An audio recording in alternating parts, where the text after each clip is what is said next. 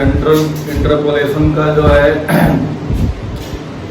एक topic next पढ़नी है, जिसमें बेसल्स इंटरपोलेशन फार्मूला होता है सेंट्रल डिफरेंस में।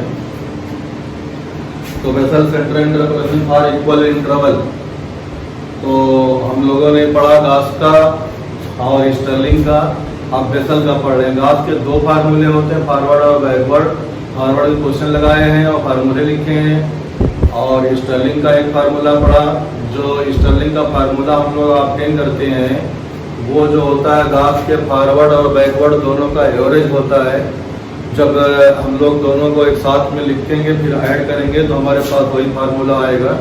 तो किसी टाइम उसको बताया जाएगा। अभी हम लोगों ने स्टर्लिंग के फार्मूले को जो है बताया, सीखा और उससे जो है क्वेश्चन निकाला। अब हम लोग पढ़ेंगे बेसल का फार्मूला और बेसल के फार्मूले से जो है क्वेश्चन निकालने की कोशिश करेंगे। तो किसी भी दिए गए फार्मूले से हम लोग जो है सेंट्रल इंटरपोलेशन की वैल्यू निकाल सकते हैं, अगर हम लोग को प्रोवाइड ना हो कि किस मेथड से करना है। As usual top bottom middle जो भी होता है उसके लिए जो है फॉरवर्ड बैकवर्ड और सेंट्रल इसे लगता है लगाएंगे। और किस मेथड से निकालना है अगर ये बताया नहीं गया है तो जो चाहिए हमें उसका लगा देंगे। इसीलिए कुछ क्वेश्चन में हम लोग अभी देखेंगे कि एक ही क्वेश्चन को 3-4 मेथड से करके देखते हैं, ऑलमोस्ट आंसर क्या आता है, सेम आता है। तो पहले हम लोग देखते हैं इसमें बेसल सेंट्रल इंटरपोलेशन का फार्मूला क्या होता है। तो हमारे पास y, तो y इक्वल टू हमारे पास हो जाएगा, yx लिखते हैं या fx लिखते हैं, yx इक्वल टू हो जाएगा y0 प्लस y1 अपान 2। हम ऊपर से इसमें नीचे लिख रहे हैं। अक्सर ये होता है कि नीचे से ऊपर हम लोग पढ़ते हैं, इसमें ऊपर वाली वैल्यू और फिर नीचे वाली वैल्यू को जो है लिखा जा रहा है। फिर उसके बाद हमारे पास यहाँ पे आएगा u-1/2। u की जो वही वैल्यू है एज यूजुअल अभी बताएंगे इक्वल टू क्या है, y0 प्लस अब u-1 u-1 अपान फैक्टोरियल 2। इसके साथ हमारे पास हो जाएगा फॉरवर्ड डिफरेंस का सेकेंड ऑर्डर का आएगा। ऊपर से नीचे आ रहे हैं तो -1 plus y0 whole upon 2। Table में ऊपर की वैल्यू फिर नीचे की वैल्यू हम लोग लिख रहे हैं। प्लस तीसरा पहला टर्म, दूसरा टर्म, तीसरा टर्म प्लस चौथा टर्म हमारे पास हो जाएगा u-12 और u-1 अपान फैक्टोरियल 3। और अब यहाँ पे जो है थर्ड ऑर्डर का आ जाएगा। थर्ड ऑर्डर का जो आएगा इसमें अकेले आएगा y-1। फिर प्लस अगला टर्म करेंगे। अगला टर्म हमारे पास आएगा, पहला हो गया, दूसरा हो गया, तीसरा हो गया, चौथा हो गया, पांचवा आएगा। पांचवें में हमारे पास फैक्टोरियल 4 आएगा। तो फैक्टोरियल 4 आने मतलब u की वैल्यू u की पावर 4 होनी चाहिए। तो फैक्टोरियल 4 हो गया। अब यहाँ पे हमारे पास 3 ऑर्डर का तो हमने लिख लिया है। अब चौथे ऑर्डर का हम लोग लिखेंगे y-2 प्लस, अब -2 के नीचे आएगा -1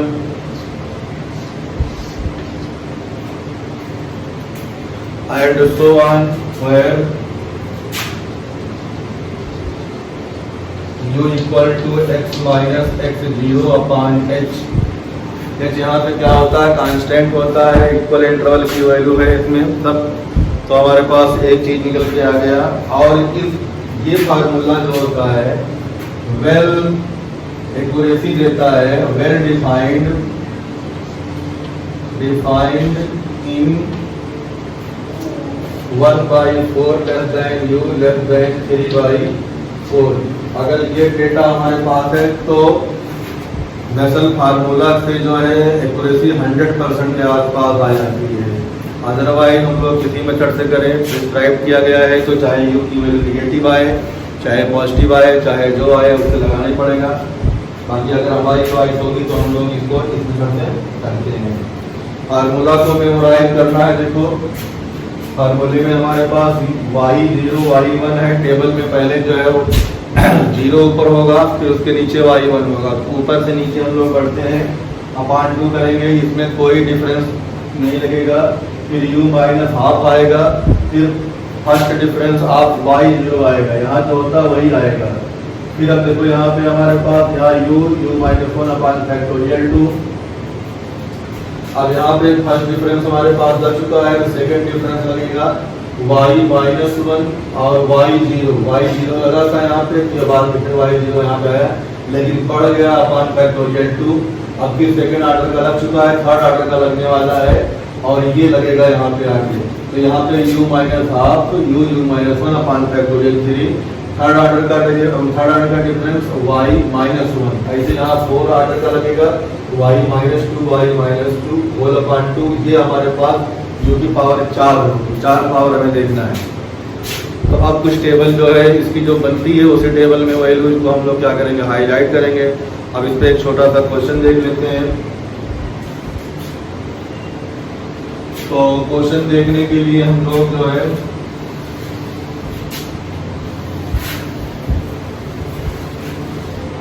इसी में नीचे जो है क्वेश्चन देख लेते हैं। क्वेश्चन हमारे पास दिया है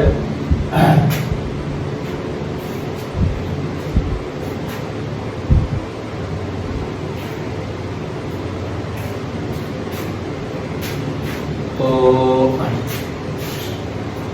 मान लेते हैं हमारे पास x और y की वैल्यू कुछ इस तरह से दी गई होगी, चाहे इसे x y कहते हैं या चाहे जो है, तो x की वैल्यू 20 24 28 32 दी गई है। 20 24 28 और 32।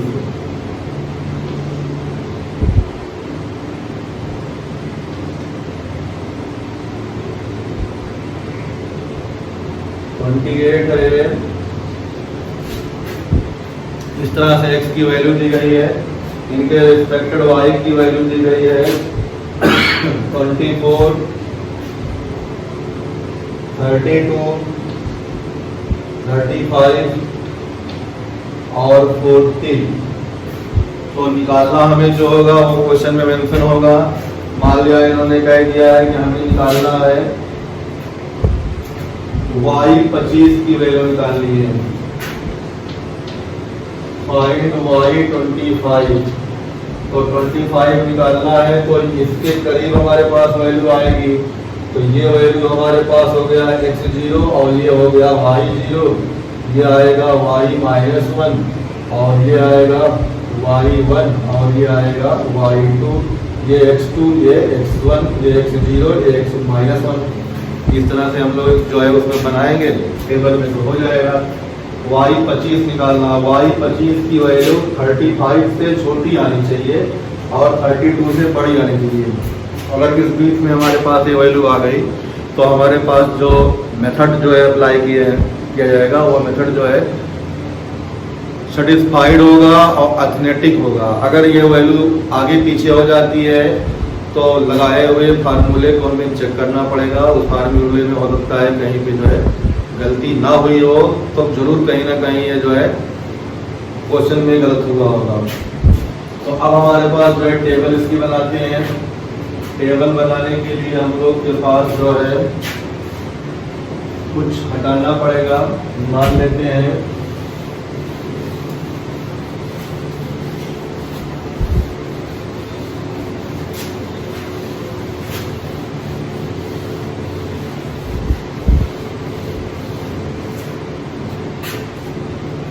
तो अब टेबल बनाएंगे हम लोग।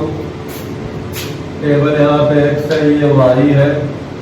x की वैल्यू 20 और 24 और 28 और 32। इसे हमने मान लिया x0। ये हो जाएगा हमारे पास 32, इसे y0 मानेंगे। ये दिया गया है 24 जो y माइनस 1 हो जाएगा और ये दिया गया है 35, ये y1 हो जाएगा। ये दिया है 40, ये y2 हो जाएगा। तो इस तरह से हमारे पास टेबल में आर्गुमेंट और एंट्रीज की जो है वैल्यू हमने सब्स्टिट्यूट कर दी। अब पहले ऑर्डर का जो है डिफरेंस बनेगा, तो पहले ऑर्डर का डिफरेंस जो बनेगा तो यहाँ से हम लोग लिखेंगे, इसमें से इसको लिखेंगे तो आएगा, इसकी वैल्यू हो जाएगी 32 माइनस 24 और यहाँ पे हम लोग लिखेंगे 0, ये वैल्यू आएगी 35 माइनस 32 और इन दोनों में आएगा y1। तो इस तरह से तीन वैल्यूज हमारे पास आने वाली हैं। तीन वैल्यूज के आगे जो हमारे पास आएगा वो लिख लेते हैं। तो 32 माइनस 24 8 और 35 माइनस 32 3, 40 माइनस 35 5। तो ये वैल्यू हमारे पास आ गई। अब जो है सेकेंड ऑर्डर का डिफरेंस निकालेंगे, तो यहाँ से हमारे पास आने वाला है y माइनस 1 की वैल्यू 3 माइनस 8 माइनस 5 और y del 2 y0 की जो वैल्यू आएगी वो वैल्यू होगी 5 माइनस 3 2। इसी तरह से जो आखिरी बनाएंगे हम लोग थर्ड ऑर्डर का, तो इनका आने वाला है थर्ड ऑर्डर में y माइनस 1, तो ये 5 प्लस 2 प्लस 5 तो इसकी वैल्यू 7 हो जाएगी। अब फोर्थ ऑर्डर कोई डेरिवेटिव हमारे पास नहीं आया या फोर्थ ऑर्डर का जो है डिफरेंस नहीं आया, तो डेल 4 जो लिखना होगा वहाँ तक फार्मूला हम लिखेंगे ही नहीं। अब ये हमारे पास जो है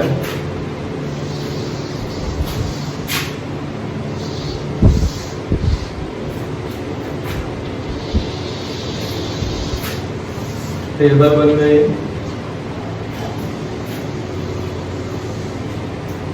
अब सबसे पहले हमें जो है फार्मूला लिखते हैं, फिर फार्मूले के हिसाब से कौन कौन सी वैल्यू लिखनी है उसे हम लोग सर्किल करेंगे। ठीक, तो फार्मूला हमारे पास जो है उसको दोबारा हम लोग लिख लेते हैं। और h की वैल्यू दी गई है कितनी, h की वैल्यू हमारे पास है 20 24 4। तो यहाँ से h की वैल्यू 4 हो गई, x की वैल्यू हो गई 25 और x0 की वैल्यू हो गई 24। तो u इक्वल टू होता है x minus x0 upon h, तो 1/4 आ जाएगा। ठीक, ये कैलकुलेशन जो था हमने कर लिया छोटा सा। अब फार्मूला बनाएंगे, तो फार्मूला हमारे पास आता है fx या yx जो भी कह दो, y0 प्लस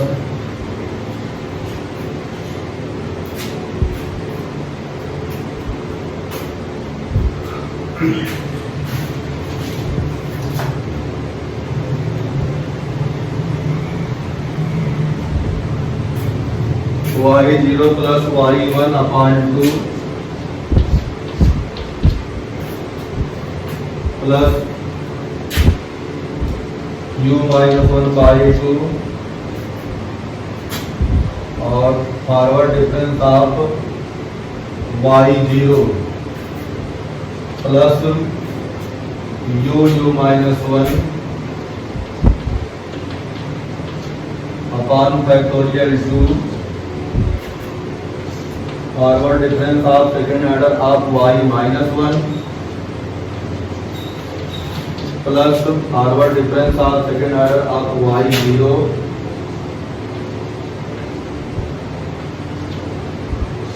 अपॉन 2। इसके साथ क्या आएगा,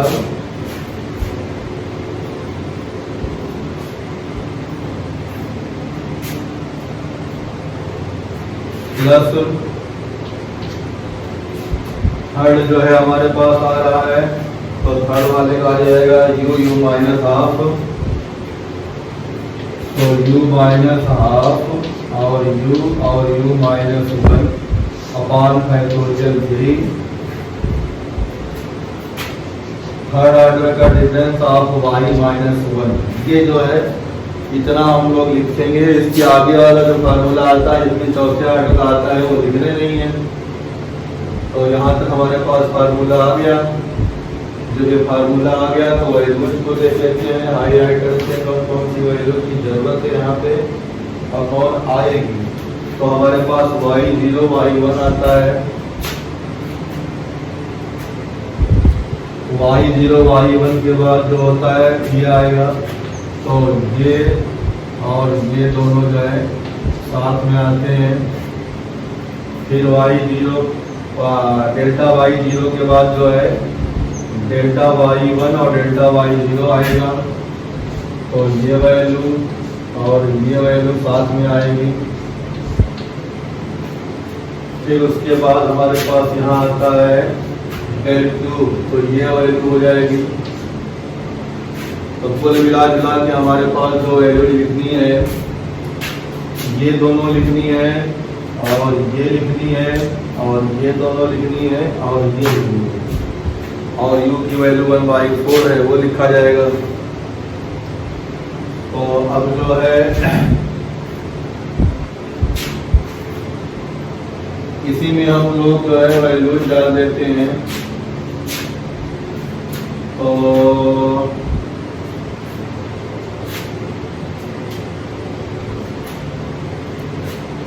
इक्वल टू यही लिख लें,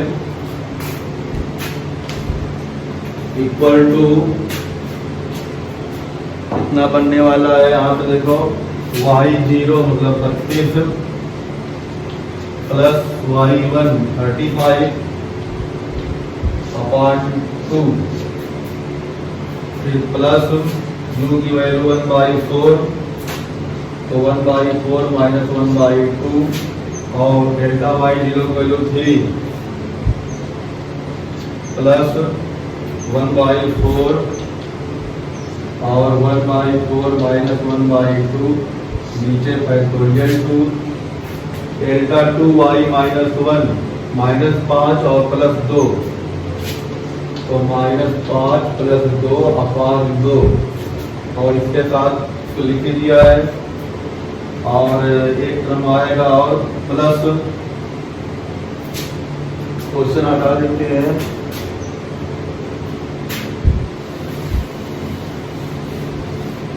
प्लस हमारे पास u माइनस हाफ, ये वाला कर दो u माइनस हाफ, तो 1/4 माइनस 1/2 और 1/4 और 1/4 माइनस 1 और साथ में फैक्टोरियल 3 मतलब 6 और इसकी वैल्यू ये वैल्यू इंटू 7, ये हमारे पास वैल्यू जो है सब हमने रख दिया है। तो इतनी वैल्यू जो है, इतनी वैल्यू जो हमारे पास आई, एक जो है ये वाली है यहाँ से लेके यहाँ तक ये वैल्यू जारी है, तो ये ऊपर का हम लोग हटा सकते हैं, ऊपर का हम लोग हटाएंगे तो हमारे पास यहाँ से जो है मिलने वाला जो है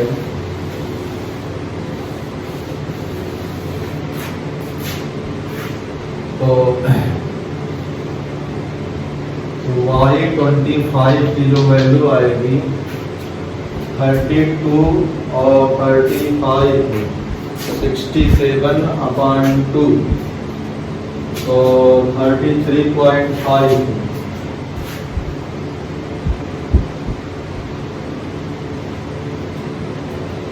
तो ये वैल्यू हो जाएगी 33.5 प्लस 1/4 माइनस 1/2, तो माइनस 0.75 माइनस 0.75, ये नेगेटिव पॉजिटिव कर देगा, तो यहाँ 4 4 16 32 32 64 64 से डिवाइड होगा, तो 1.403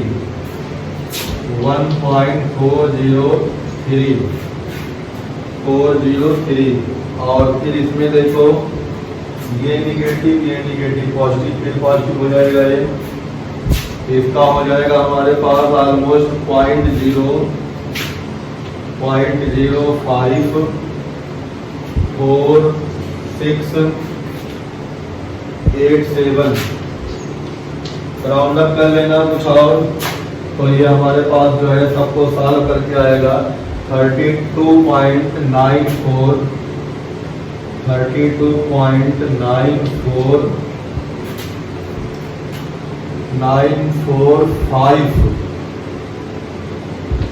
और जो है 287। तो ये हमारे पास जो वैल्यू है अप्रॉक्सीमेट आंसर में ये होनी चाहिए। अब यहाँ देखो 32.95 जो है 35 से छोटा है, तो यहाँ पे वैल्यू इसी के आसपास आएगी। ठीक, तो ये हमारे पास इसका आंसर आया। बेसल मेथड से छोटे से टेबल की एक क्वेश्चन हमने किया। अब कोई बड़ा क्वेश्चन इस पे करते हैं, देखते हैं क्या होता है।